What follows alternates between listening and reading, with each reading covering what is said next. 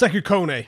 As part of Ineos's youth invigorated regeneration, or at least attempt at regeneration of the Manchester United squad, 19-year-old Sekou Kone attracted a hell of a lot of attention as one of the standout highlight signings of the group.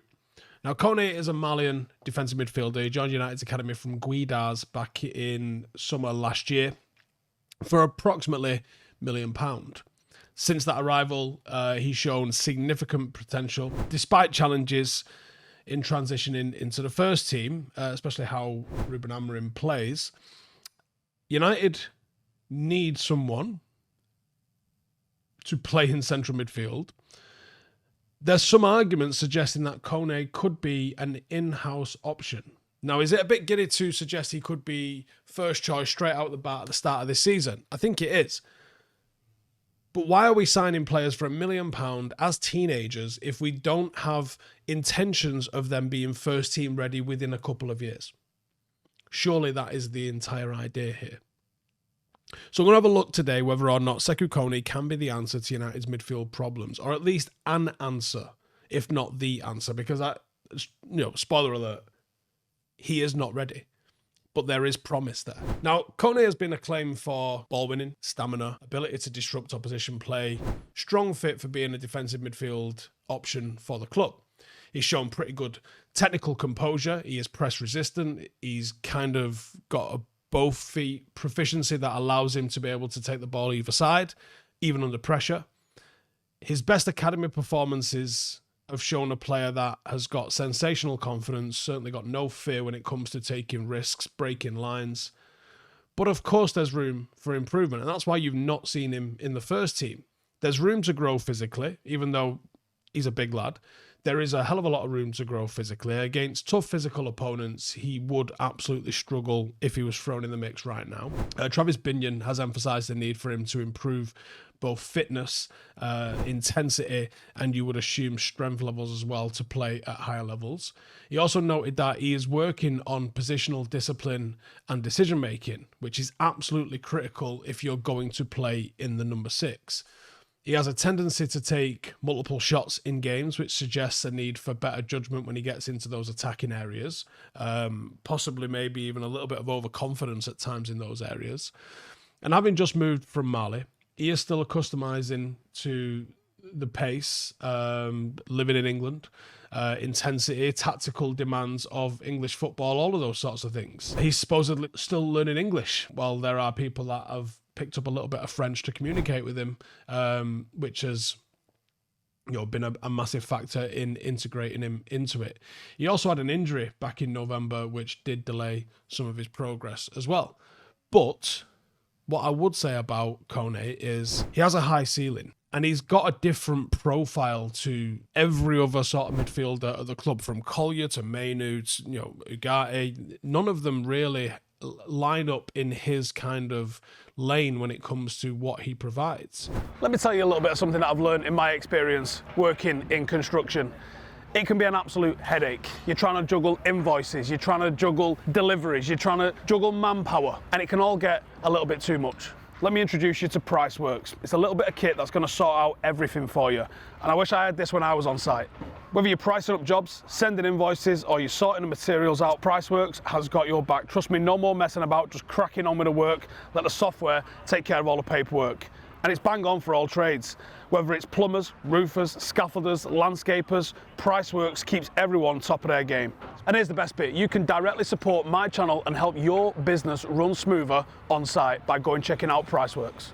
Let Priceworks give you a hand. Sign up at the link in the description, and trust me, you're gonna wonder how you ever managed without it.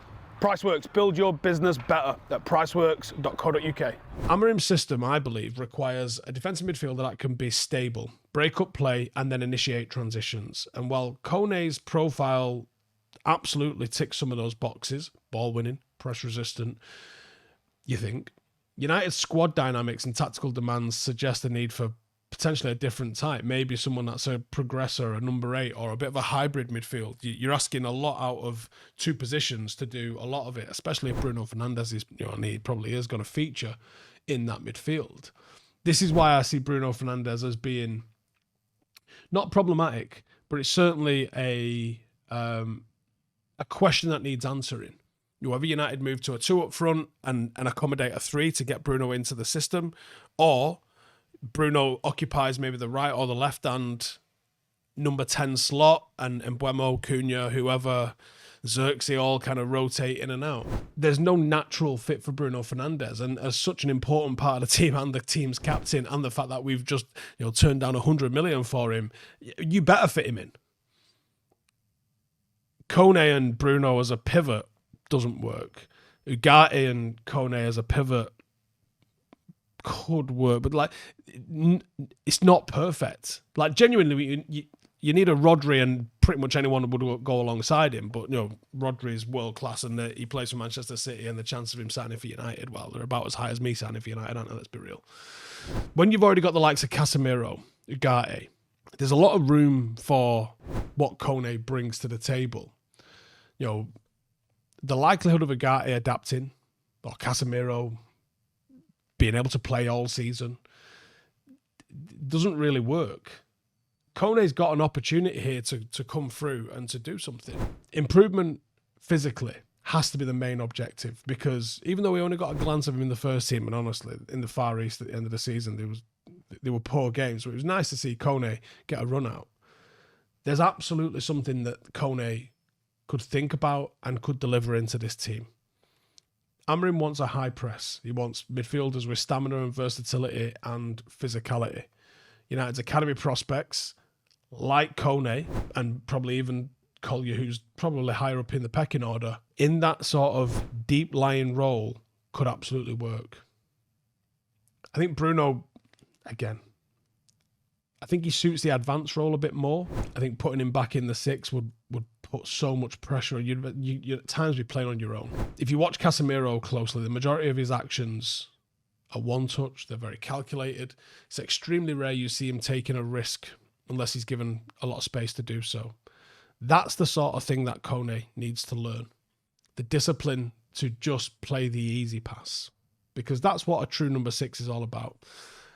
There was a guy going on with himself on Twitter the other day talking about Roy Keane wasn't an elite passer. Roy Keane was genuinely an elite passer. He played the simple balls, but most of what he did was forward. And you thought it was easy because he played it simple. Simple doesn't necessarily mean easy. Simple just means simple. That's what Roy Keane's genius was, that he made it look so easy. But it wasn't easy, it was just simple. And he was world class at the simple basics of get it, move it forward. Minimal fuss. He wasn't of the Steven Gerrard, why play a 5-yard pass when a 65-yarder over the top Hollywood ball will do? Roy Keane just kept it simple, moved it forward, and that's why he was the captain of Manchester United when we were at our absolute best. That's what Kone needs to come in and learn how to do. Keep it simple, play it forward. And he can do it. And he's got the basics of physicality. Match fitness and the ability to go for 90 minutes and doing it, that takes a little bit of time. And, it will absolutely take a bit of time to build up the stamina to be able to do that. He's got time on his side. Can he be an answer? Can he find himself in the Collier, Casemiro, Ugarte, Mainu, Bruno rotation? Yes. Where he takes it from being in that rotation to nailing down the starting number 6, there's going to be a lot of learning needs to happen and a lot of development needs to happen. But I don't think United spend £1 million on a prospect as a teenager unless they think he can do that. So we shall see. And we shall hope, because obviously it'll save us 50, 60, 70 million pound if he's capable of doing that. But I see midfield as a real conundrum for United at the moment. I don't see an obvious choice out there. I see loads of possibles.